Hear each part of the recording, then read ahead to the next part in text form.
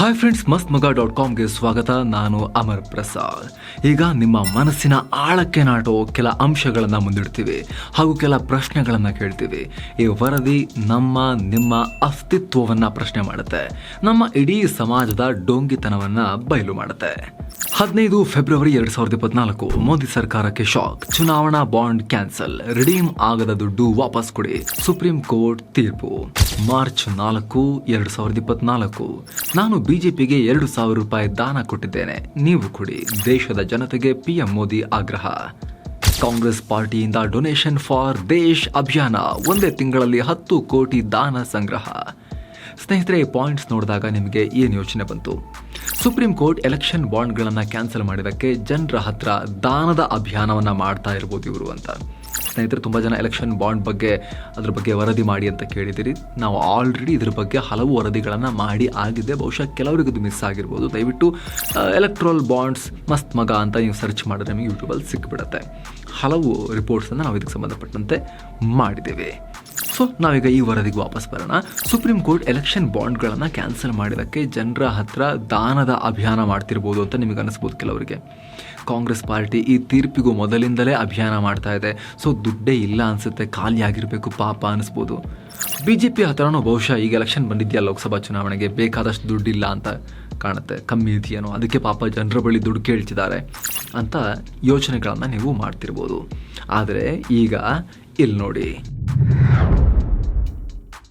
ಈಗ ನಿಮ್ಮ ಕಣ್ಣ ಮುಂದೆ ಬರೋ ರಾಜಕೀಯ ಪಕ್ಷಗಳ ಆಸ್ತಿ ವಿವರ ನಿಮ್ಮನ್ನು ವಿಚಲಿತರನ್ನಾಗಿಸಬಹುದು. ಆದರೆ ನಿಮ್ಮ ಗಮನಕ್ಕಿರಲಿ, ಈ ಡೇಟಾ ರಾಜಕೀಯ ಪಕ್ಷಗಳು ಖುದ್ದು ತಾವೇ ಡಿಕ್ಲೇರ್ ಮಾಡಿಕೊಂಡಿರೋ ಮಾಹಿತಿ. ಜೊತೆಗೆ ಈ ಅಂಕಿಅಂಶ 2022ನೇ ಇಸವಿಯ ತನಕದ್ದು. ಬಿಜೆಪಿ ಆಸ್ತಿ 6,046 ಕೋಟಿ ರೂಪಾಯಿ, ಕಾಂಗ್ರೆಸ್ ಆಸ್ತಿ 805 ಕೋಟಿ ರೂಪಾಯಿ, ಬಿಎಸ್ಪಿ ಆಸ್ತಿ 690 ಕೋಟಿ ರೂಪಾಯಿ, ಟಿಎಂಸಿ ಆಸ್ತಿ 458 ಕೋಟಿ ರೂಪಾಯಿ, ಕಮ್ಯುನಿಸ್ಟರು ಸಿಪಿಎಂ ಇವರ ಆಸ್ತಿ 735 ಕೋಟಿ ರೂಪಾಯಿ. ಸ್ನೇಹಿತರೆ, ಇಷ್ಟೇ ಅಲ್ಲ, ಇದು ನಿಂತ ನೀರಲ್ಲ. ಇದು ಪ್ರತಿ ವರ್ಷ ಇವರ ಆಸ್ತಿ ಜಾಸ್ತಿ ಆಗ್ತಾನೆ ಹೋಗ್ತಾ ಇದೆ. 2021ರಿಂದ 22ನೇ ಇಸವಿ ಬರುವಷ್ಟರಲ್ಲಿ ಬಿಜೆಪಿ ಆಸ್ತಿ 21% ಜಂಪ್ ಆಗ ಅಷ್ಟಾಗಿರೋದು, ಕಾಂಗ್ರೆಸ್ ಆಸ್ತಿ 16% ಜಂಪ್ ಆಗ ಅಷ್ಟಾಗಿರೋದು. ಮಮತಾ ಬ್ಯಾನರ್ಜಿಯ ಟಿಎಂಸಿ ಆಸ್ತಿ ಎಷ್ಟು % ಜಂಪ್ ಆಗಿದೆ ಗೊತ್ತಾ? ಒಂದೇ ವರ್ಷದಲ್ಲಿ 151% ಜಂಪ್ ಆಗಿದೆ. ಯಾಕೆ ರಾಜಕೀಯ ಪಕ್ಷಗಳಿಗೆ ಈ ಪರಿ ದುಡ್ಡು? ಯಾಕೆ? ಏನು ಪರ್ಚೇಸ್ ಮಾಡೋಕೆ? ಎಲ್ಲಿಗೆ ಶಾಪಿಂಗ್ ಹೋಗೋಕೆ? ನಮ್ಮದು ಡೆಮಾಕ್ರಸಿ, ಪ್ರಜೆಗಳೇ ಪ್ರಭುಗಳು, ಪ್ರಜೆಗಳಲ್ಲಿ ವೋಟ್ ಹಾಕೋದು, ಅವ್ರಿಗೆ ಬೇಕಾದ ಸರ್ಕಾರ ಆಯ್ಕೆ ಮಾಡೋಕ್ಕೆ. Vote free. ಸಂವಿಧಾನದ ಪ್ರಕಾರ ಒಂದು ವೋಟಿನ ವ್ಯಾಲ್ಯೂ 1 ವೋಟ್ ಅಷ್ಟೇ, ಅದಕ್ಕೆ ದುಡ್ಡಿನ ರೇಟ್ ಇಲ್ಲ, ಅದನ್ನು ಫ್ರೀಯಾಗಿ ಹಾಕಬೇಕು. ದಾನ, ಮತ ದಾನ. ಹಾಗಿದ್ಮೇಲೆ ರಾಜಕೀಯ ಪಕ್ಷಗಳು ಸಾವಿರಾರು ಕೋಟಿ ಇದ್ರೂ, 100 ಕೋಟಿ ಇದ್ರೂ ಮತ್ತೆ ದುಡ್ಡು ರಾಶಿ ಹಾಕೊಳ್ಳೋಕ್ಕೆ ದಾನ ಅಂತ ಹೋಗ್ತಿರೋದು ಯಾಕೆ? ಏನು ಖರೀದಿ ಮಾಡೋಕೆ? ಇನ್ನಷ್ಟು ದುಡ್ಡು ಕೊಡಿ ಅಂತ ಬರಗಿಟ್ಟವರಂತೆ ಅಭಿಯಾನ ಮಾಡ್ತಿರೋದು ಯಾಕೆ? ಚುನಾವಣೆ ನಡೆಸೋಕೆ ದುಡ್ಡು ಬೇಡವಾ ಅಂತ ನೀವು ಕೇಳ್ಬೋದು. ಆದರೆ ಗಮನಿಸಿ, ಚುನಾವಣೆ ನಡೆಸೋದು ಚುನಾವಣಾ ಆಯೋಗದ ಕೆಲಸ. ಇದಕ್ಕಾಗಿ ಆಯೋಗ ಸರ್ಕಾರದ ಅಕೌಂಟ್ನಿಂದ ದುಡ್ಡನ್ನು ಖರ್ಚು ಮಾಡುತ್ತೆ. ನಿಜ, ಅದು ಬಿಟ್ಟು ಕೂಡ ರಾಜಕೀಯ ಪಕ್ಷಗಳು ತಮ್ಮ ಪಕ್ಷ ಅಧಿಕಾರಕ್ಕೆ ಬಂದರೆ ಏನು ಮಾಡ್ತೀವಿ ಅಂತ ಜನರಿಗೆ ಹೇಳೋಕ್ಕೆ ಅದೊಂದೇ ಕೆಲಸ ಅಲ್ವಾ ಇರೋದು? ಹೇಳಬೇಕು ತಾನೇ ಜನರಿಗೆ ಏನು ಮಾಡ್ತೀವಿ ಗೆದ್ದು ಬಂದರೆ ಅಂತ. ಅದಕ್ಕೊಂದಷ್ಟು ಖರ್ಚಿರುತ್ತೆ. ಉದಾಹರಣೆಗೆ ಸೋಷಿಯಲ್ ಮೀಡಿಯಾ ಪ್ರಚಾರ, ಜಾಹೀರಾತು, ರ್ಯಾಲಿ, ಯಾತ್ರೆ ಇತ್ಯಾದಿ ಅಂತ. ಆದರೆ ಅದಕ್ಕೆ 100 ಸಾವಿರಾರು ಕೋಟಿ ದುಡ್ಡು ಬೇಕಾ? ನಮ್ಮ ದೇಶದ ಕಾನೂನು ಪ್ರಕಾರ ಚುನಾವಣೆಯಲ್ಲಿ ಇಂತಿಷ್ಟೇ ಖರ್ಚು ಮಾಡಬೇಕು ಅಂತ ಲಿಮಿಟ್ ಇದೆ. ದುಡ್ಡು ಜಾಸ್ತಿ ಇರೋರು ಬೇಕಾಬಿಟ್ಟಿ ಖರ್ಚು ಮಾಡಿ ಮತದಾರನ ಮೇಲೆ ದುಡ್ಡಿನ ಪ್ರಭಾವ ಆಗಬಾರ್ದು, ದುಡ್ಡಿರೋರಿಗೆ ಜಾಸ್ತಿ ಲಾಭ ಆಗಬಾರ್ದು, ಡೆಮೋಕ್ರಸಿ ಅವರಿಗೆ ಅಡ್ವಾಂಟೇಜ್ ಆಗಬಾರ್ದು, ಇದು ಅರಿಸ್ಟೋಕ್ರಸಿ ಆಗಬಾರ್ದು, ಶ್ರೀಮಂತರ ಆಳ್ವಿಕೆ ಆಗಬಾರ್ದು ಅಂತಾನೆ ಲಿಮಿಟ್ ಹಾಕಿದೆ ಈ ದೇಶದ ಕಾನೂನು. ಅದರ ಪ್ರಕಾರ ಭಾರತದಲ್ಲಿ ವಿಧಾನಸಭಾ ಚುನಾವಣೆಗೆ ಪ್ರತಿ ಅಭ್ಯರ್ಥಿ ಗರಿಷ್ಠ 40 ಲಕ್ಷ ರೂಪಾಯಿ ಖರ್ಚು ಮಾಡಬಹುದು. ಲೋಕಸಭಾ ಚುನಾವಣೆಗೆ ಪ್ರತಿ ಅಭ್ಯರ್ಥಿ ಗರಿಷ್ಠ 95 ಲಕ್ಷ ರೂಪಾಯಿ ಖರ್ಚು ಮಾಡ್ಬೋದು. ಇದ್ರ ಪ್ರಕಾರ ನೋಡಿದ್ರೆ ಬಿಜೆಪಿ ಇನ್ನೂ 10 ಲೋಕಸಭಾ ಚುನಾವಣೆ ನಡೆಸುವಷ್ಟು ದುಡ್ಡನ್ನು ಹೊಂದಿದೆಯಲ್ಲ. ಇನ್ನೊಂದು ರಾಷ್ಟ್ರೀಯ ಪಕ್ಷ ಕಾಂಗ್ರೆಸ್ಗೆ ಈಗ ಬರ್ತಿರೋ ಲೋಕಸಭಾ ಎಲೆಕ್ಷನ್ಗೆ ಆಗಷ್ಟು ದುಡ್ಡು ಆರಾಮಾಗಿದೆಯಲ್ಲ. ಟಿಎಂಸಿ ಥರದ ಸ್ಟೇಟ್ ಸೆಂಟ್ರಿಕ್ ಪಾರ್ಟಿಗಳ ಬಳಿನೂ ಇನ್ನೂ 16 ವಿಧಾನಸಭಾ ಚುನಾವಣೆಗೆ ಆಗುವಷ್ಟು ದುಡ್ಡಿದೆಯಲ್ಲ ಅಂತ ಅನಿಸ್ಬೋದು.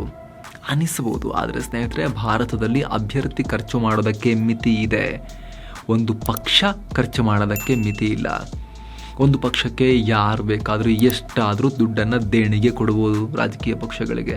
ಅದೇ ರೀತಿ ಆ ಪಕ್ಷ ಚುನಾವಣೆಯಲ್ಲಿ ಎಷ್ಟಾದರೂ ಖರ್ಚು ಮಾಡ್ಬೋದು. ಇಲ್ಲೇ ಇರೋದು ಪ್ರಾಬ್ಲಮ್, ದೊಡ್ಡ ಪ್ರಾಬ್ಲಮ್. ಜಾಹೀರಾತುಗಳು ಹೈಯೆಸ್ಟ್ ಯಾರು ಪೇ ಮಾಡ್ತಾರೋ ಆ ಪಕ್ಷಗಳಿಗೆ ಸಿಗುತ್ತೆ. ಯಾವ ಪಕ್ಷದ ಬಳಿ ಅತಿ ಹೆಚ್ಚು ದುಡ್ಡಿರುತ್ತೋ ಆ ಪಕ್ಷಕ್ಕೆ ಅತಿ ಹೆಚ್ಚು ಜನ ಸೇರಿಸೋ ಸಾಮರ್ಥ್ಯ ಇರುತ್ತೆ.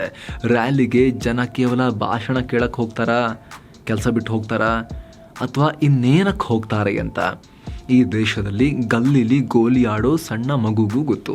ಸ್ನೇಹಿತರೆ, ಮೊದಲಿಗೆ ಈ ಬೃಹತ್ ರ್ಯಾಲಿಗಳನ್ನು ಮೊದಲು ಲಿಮಿಟ್ ಮಾಡಬೇಕು. ಬ್ಯಾನ್ ಎಲ್ಲ ಲಿಮಿಟ್ ಮಾಡಬೇಕು. ಕೇವಲ ಪಕ್ಷದ ಕಾರ್ಯಕರ್ತರನ್ನ ಮಾತನಾಡಿಸೋಕೆ ಮಾತ್ರ ರ್ಯಾಲಿಗಳು ಸೀಮಿತ ಆಗಬೇಕು. ಇಲ್ಲಾಂದರೆ ಡೆಮೋಕ್ರಸಿ ಉಳಿಗಾಲ ಇಲ್ಲ. ಹೀಗಾಗಿ ಒಂದು ಪಕ್ಷ ಒಂದು ಚುನಾವಣೆಗೆ ಇಂತಿಷ್ಟು ಸಂಖ್ಯೆಗಿಂತ ಜಾಸ್ತಿ ರ್ಯಾಲಿಗಳನ್ನು ನಡೆಸುವಂತಿಲ್ಲ ಅಂತ ಲಿಮಿಟ್ ಹೇರಬೇಕು. ಅದು 5-10 ರ್ಯಾಲಿಗಳಿಗೆ ಸೀಮಿತ ಆಗಬೇಕು. ಉಳಿದಂತೆ ಈ ಡಿಜಿಟಲ್ ಯುಗದಲ್ಲಿ ಟಿವಿ ಜಾಹೀರಾತುಗಳು, ಡಿಬೇಟ್ಗಳು, ಡಿಜಿಟಲ್ ಮೀಡಿಯಾ ಜಾಹೀರಾತು, ಸೋಷಿಯಲ್ ಮೀಡಿಯಾ ಪ್ರಚಾರದ ಮೂಲಕ ಆರಾಮಾಗಿ ನಿಮ್ಮ ಸಂದೇಶವನ್ನು ಜನರಿಗೆ ತಲುಪಿಸಬಹುದು. ಸ್ನೇಹಿತರೆ, ಮಾಡೋ ಕೆಲಸ ಬಿಟ್ಟು ಆ ರಾಜಕೀಯ ಭಾಷಣ ಕೇಳೋಕೆ ಯಾರು ಹೋಗ್ತಾರೆ ಹೇಳಿ? ಸಾಮಾನ್ಯವಾಗಿ ಯಾರು? ನೀವು ಹೋಗ್ತೀರಾ ಕೆಲಸ ಬಿಟ್ಟು? ಹೆಚ್ಚಿನವ್ರು ಹೋಗೋದಿಲ್ಲ. ನಿರುದ್ಯೋಗಿಗಳು, ತಿಂಡಿ ತೀರ್ಥ ಬಾಡೂಟ ಕೊಡ್ತಾರೆ ಅಂತ ಒಂದಷ್ಟು ಜನ, ಒಂದೆರಡು ಆಯತಾಕಾರದ ಪೇಪರ್ ಪೀಸ್ ಜೋಬಿಗೆ ಹಾಕ್ತಾರೆ ಅಂತ, ಅಪ್ ಡೌನ್ ಗಾಡಿನೂ ಅವ್ರದ್ದೇ ಇರುತ್ತೆ, ಪುರ್ಸೋತಲ್ಲಿದ್ದೀವಿ ಅಂತ, ಈ ಎಲ್ಲ ಕಾರಣಗಳಿಂದ ಹೋಗೋರ ಸಂಖ್ಯೆ ಜಾಸ್ತಿ ಇರುತ್ತೆ ಆ ಕ್ರೌಡಲ್ಲಿ. ಈ ಬಿಸ್ನೆಸ್ಸನ್ನು ಮೊದಲು ಬಂದ್ ಮಾಡಬೇಕು. ಕೆಲವು ಸಂಖ್ಯೆಯ ಪಾರ್ಟಿ ವರ್ಕರ್ ಸಮಾವೇಶಗಳನ್ನು ಬಿಟ್ಟು ಬೇರೆ ರ್ಯಾಲಿ ಮಾಡೋದನ್ನು ಬ್ಯಾನ್ ಮಾಡಬೇಕು. ನೂರಾರು ರ್ಯಾಲಿಗಳಲ್ಲಿ ಜನರನ್ನೆಲ್ಲ ರಾಶಿ ಹಾಕಿನೇ ದೊಡ್ಡ ಭಾಷಣ ಮಾಡಿನೇ ಚುನಾವಣೆ ನಡೆಸಬೇಕು ಅನ್ನೋ ಕಾಲ ಇಲ್ಲ ಈಗ. ಹಳೆ ಕಾಲ ಆಯಿತು. ಕಮ್ಯುನಿಕೇಷನ್ಗೀಗ 10 ಹೊಸ ದಾರಿಗಳಿವೆ. ಜನರ ಮುಂದೆನೇ ಹೋಗಿ ಮಾತಾಡಬೇಕು ಅಂತಿದ್ರೆ ನಾಯಕರೇ ಹಳ್ಳಿಗೆ ಊರೂರಿಗೆ ಹೋಗ್ಬೋದು. ರೋಡ್ ಶೋಗಳನ್ನು ಮಾತಾಡಿಕೊಂಡು ಹೋಗ್ಬೋದು. ಸ್ಥಳೀಯ ಅಭ್ಯರ್ಥಿಗಳು, ನಾಯಕರು ಪಕ್ಷದ ಸಂದೇಶವನ್ನು ತಲುಪಿಸ್ಬೋದು. ಬೇಸಿಕಲಿ ನಮ್ಮದು ಸಂಸದೀಯ ಪ್ರಜಾಪ್ರಭುತ್ವ ಅಲ್ಲ, ಅಧ್ಯಕ್ಷೀಯ ಅಲ್ವಲ್ಲ. So CM candidate, PM candidate ಅಂತ ಮಾಡಿಕೊಂಡು 7 ಕೋಟಿ ಜನರನ್ನು, ದೇಶ ಅಂತ ಬಂದಾಗ 140 ಕೋಟಿ ಜನರನ್ನು ಅವರೇ ಹೋಗಿ ಮಾತಾಡಿಸ್ಬೇಕು ಅಂದರೆ ಆಗಲ್ಲ. ಇಲ್ಲ, CM ಕ್ಯಾಂಡಿಡೇಟು, PM ಕ್ಯಾಂಡಿಡೇಟ್ ನಮಗೆ ಬೇಕು ರೀ, ನಾವು ಸ್ವಲ್ಪ ಈ ರೀತಿ ಎಲೆಕ್ಷನ್ ನಡೆಸ್ತೀವಿ ರೀ, ಅವ್ರ ಸಂದೇಶ ತಲುಪಬೇಕು ರೀ, ಮುಖ್ಯ ರೀ ಅಂತ ಅನಿಸಿದ್ರು ಓಕೆ, ಅವರೇ ತಲುಪಿಸಬೇಕಾದ ಸಂದೇಶಗಳನ್ನು TV, ಇಂಟರ್ನೆಟ್ ಮೂಲಕ ಆರಾಮಾಗಿ ತಲುಪಿಸ್ಬೋದಲ್ವಾ?